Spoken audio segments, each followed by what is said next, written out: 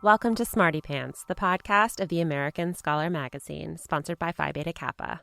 I'm your host, Stephanie Bastek. The first Gilded Age was a time of rampant corruption, the big business crooks of Tammany Hall, and lavish displays of wealth rivaled by abject poverty. It was also the period when America's elite mastered the art of crafting the perfect cocktail. Though there were a few missteps along the way, including the black velvet, equal parts champagne and, disturbingly, porter, the era birthed the classic cocktails that we drink to this day. But what parties, what people were around for the debut of the Manhattan, or the Martini, the Daiquiri, the Pisco Sour? Cecilia Tisci, professor of American literature and culture at Vanderbilt University, tells all in her new book, The Gilded Age of Cocktails. She's joining us for a happy hour interview from Tennessee to talk about all of the delightful concoctions and occasional exuberances that the ladies and gentlemen of the era were drinking. Thank you so much for talking to me, Cecilia. Well, what a great opportunity. I mean, I tucked my Phi Beta Kappa key deep in some felt bag, and here I am in the Smarty Pants ready to go. So what's Smarty Pants up to here? Well, Smarty Pants is currently drinking a Waldorf cocktail, which a recipe I got from your book. Okay, well, you're a brave woman, Stephanie. Courage. All right. I was reminded that Gilded Age cocktails were a bit sweeter than our current palate prefers. And I think it may be because sugar was so much more widely available. Sugar cane from Cuba, from Hawaii, and in on the ships and railroaded all over the country. Sugar earlier in the 1800s, and you know this, if you go to an antique store, you might be shown a sugar safe, literally, lock and key, and the sugar in a loaf, very carefully rationed. Well, came the Gilded Age and the age of steam and steel and enterprise and energy, and voila, sugar was everywhere.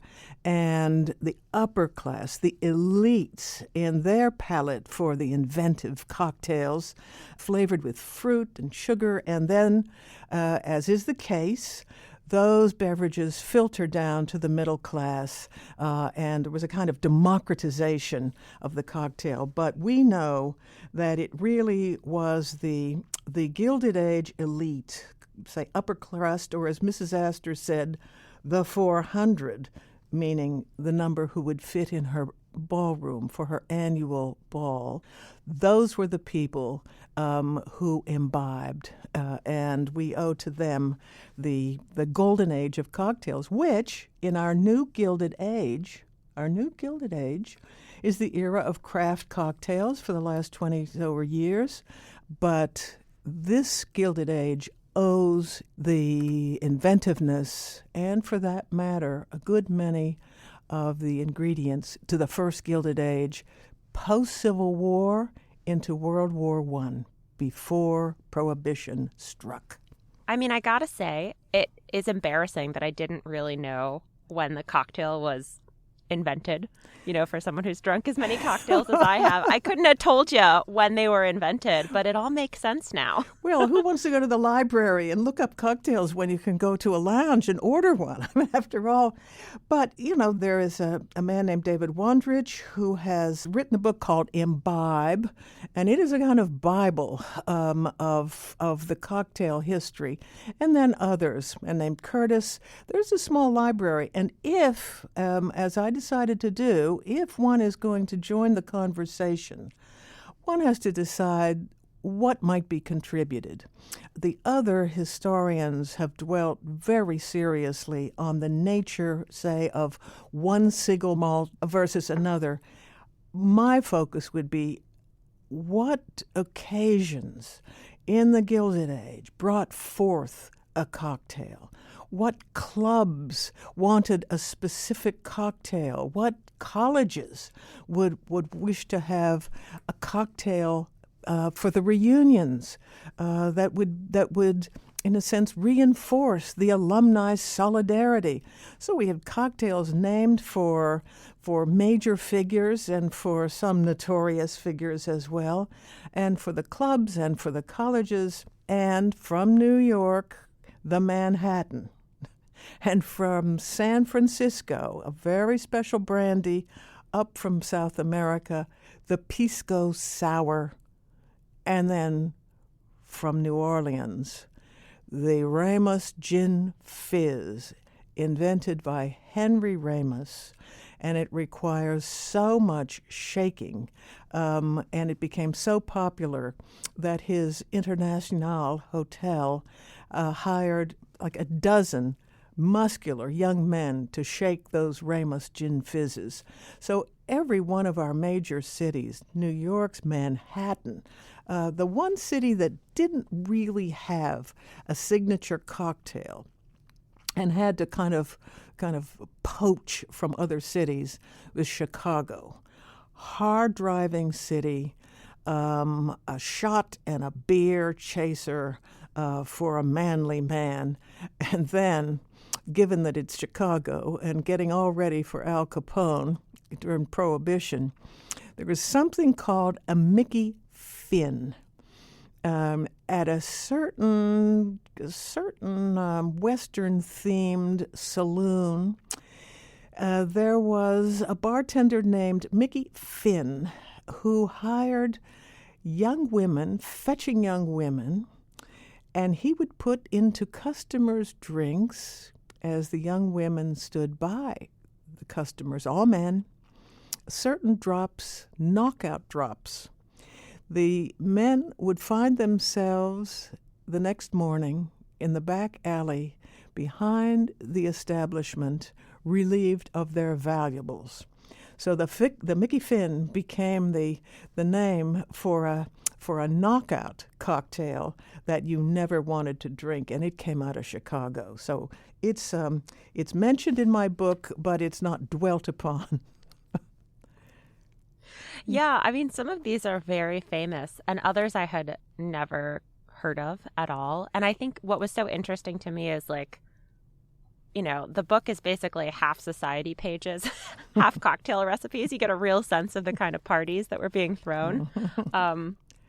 So, like, you know, what were the settings in which these drinks were being drunk? Could I just roll up to any old bar and grab a drink? Or was it something that was confined to, you know, the ballrooms of the Astoria? First of all, as a woman, you dare not order a cocktail in any public place.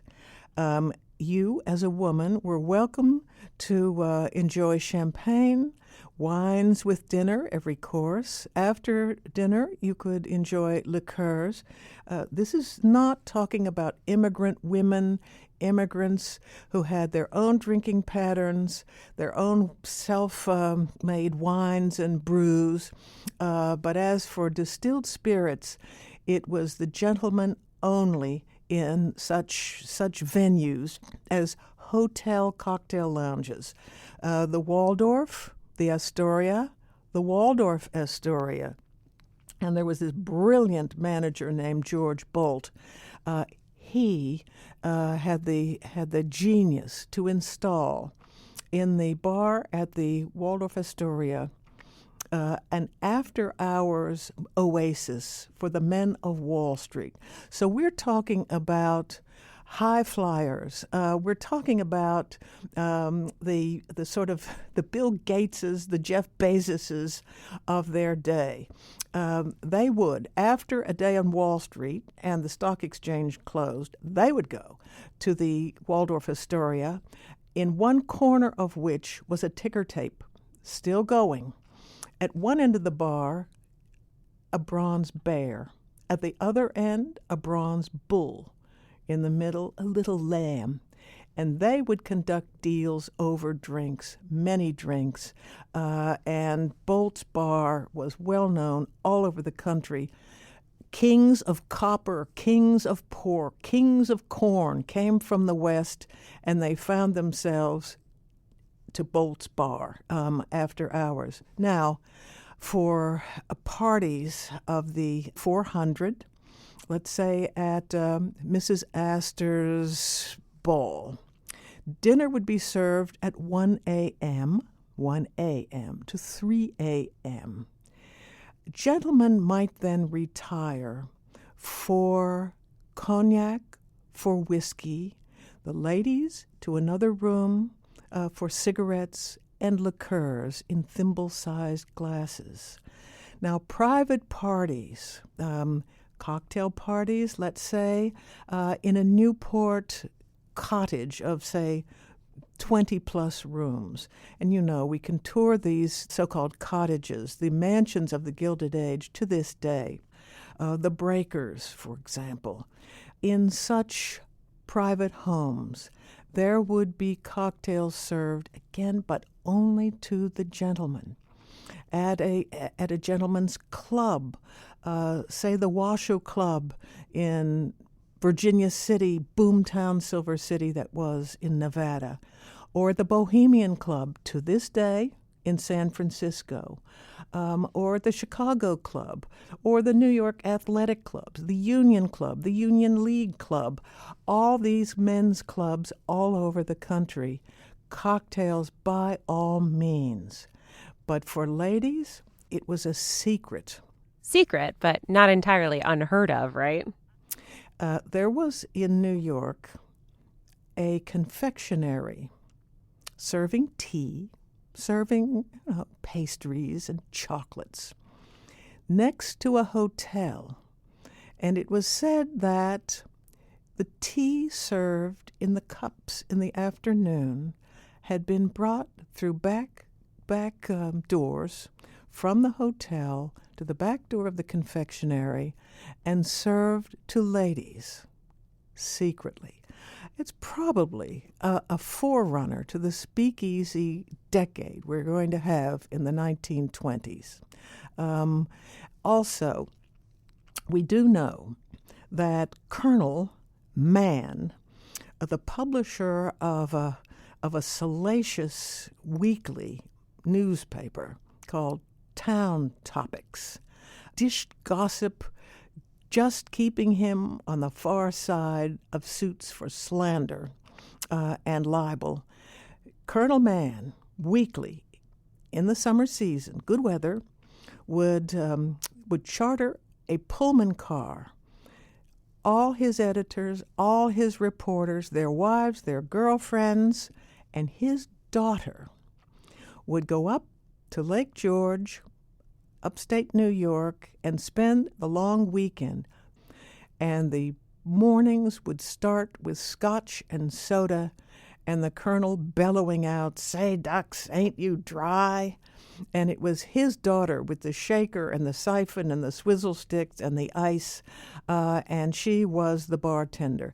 That's pretty much the extent of our knowledge of imbibing ladies. But we do know at private parties, for instance, at Sarah and Pembroke Jones's seaside fine summer cottage, juleps were served, as they were also served upstate at Saratoga, where it was said that gentlemen taking the waters, and they'd be in the waters, would have juleps floated to them on cork trays.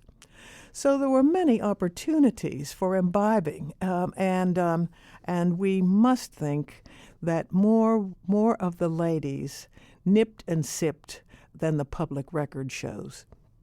Yeah, I mean, this all sounds a little excessive, I can well imagine why the temperance movement and prohibition might catch up with all of these tipplers and all of the bars. How did this Gilded Age of cocktails dovetail with the temperance movement and with, anti-drinking crusaders of the day? That is a crucial issue.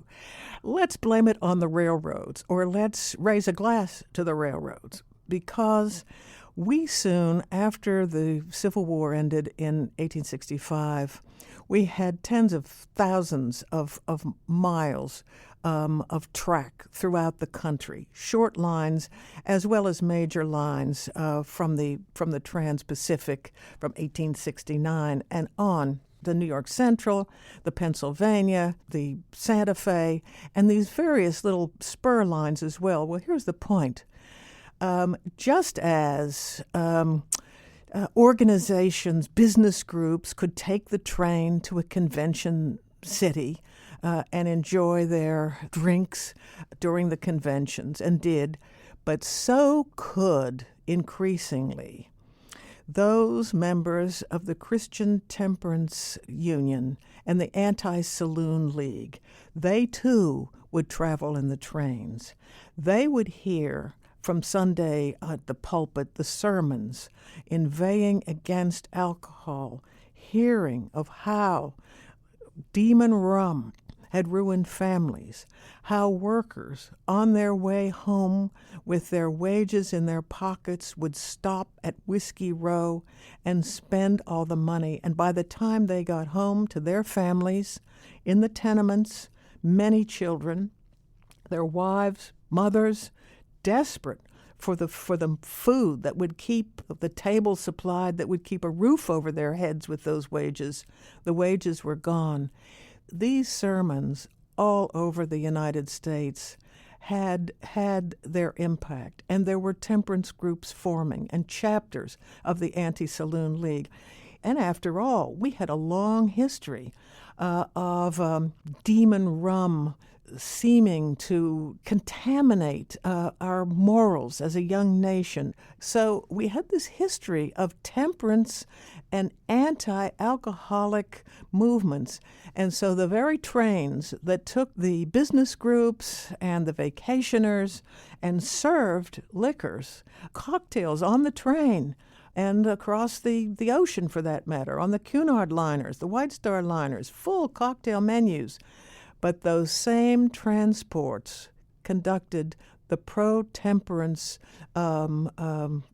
advocates to the major cities, to Washington, D.C., to appeal to the Congress to do something about this problem that threatened the health of the United States of America.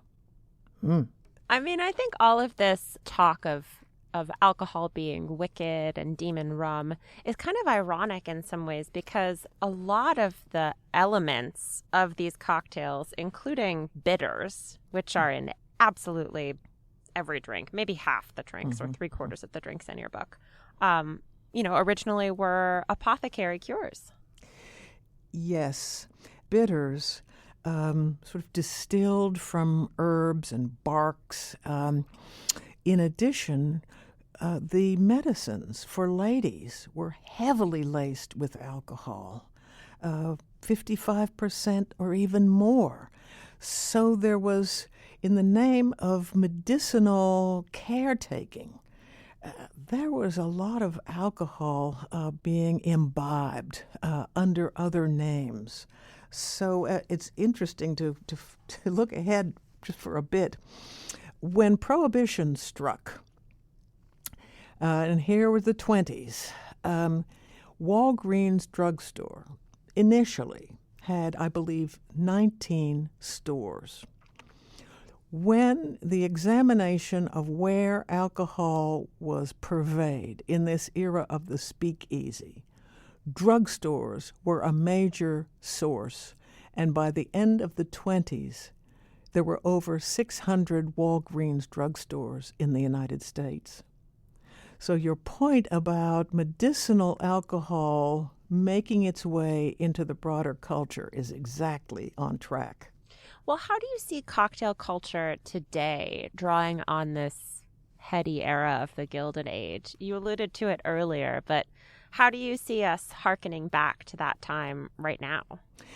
Well, we always know that what's been called the Holy Trinity of cocktails, the martini, the Manhattan, and the old-fashioned. And those just continue on.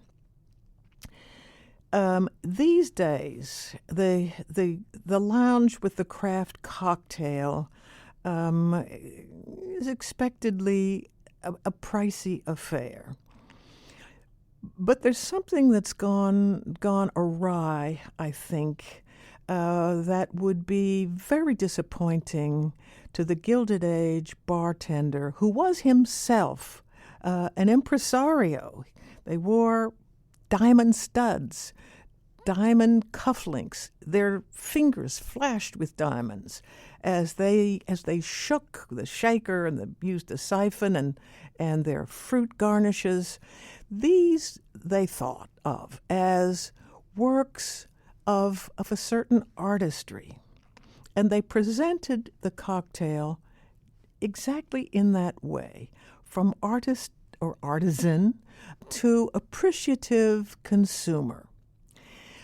These days, we have, I think, two interruptions of the aesthetics of the cocktail. One, in a good many establishments, there are screens. They may not be sound, but there may be sporting events or maybe a cooking show in the distance, but flickering with color and movement, attracting the eye. At the same time, the cell phones, people checking their phones, even when they are in a social relation with one another, or if they're solo and just have ordered a nice drink, but they pull out the phone and the eye wanders to the screen. What gets sacrificed today, easily, is attention to the aesthetics of the cocktail itself, the glassware, and no cocktail should be served in a plastic glass. The glassware, crystal clear. If it's chilled, the look of the drink. If it's garnished, the look of the garnish. The ice, crystal clear. The cocktail was intended to absorb the visual as well as the palate. So I think what is too often ignored these days, because of the screen, because of the phones, is the aesthetic appreciation of the drink itself. And as one bartender remarked, the drink is meant to be sipped in any civilized country.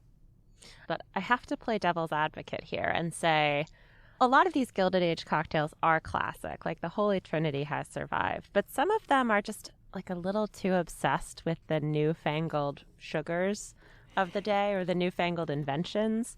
And I feel like, some Gilded Age proprietors might, a lot of it was like this reaching towards new technology, right? Like we have sugar available, we can do stuff on the railways, we can get ice and have ice readily available for everything. In a way, isn't it kind of like just embracing new technology?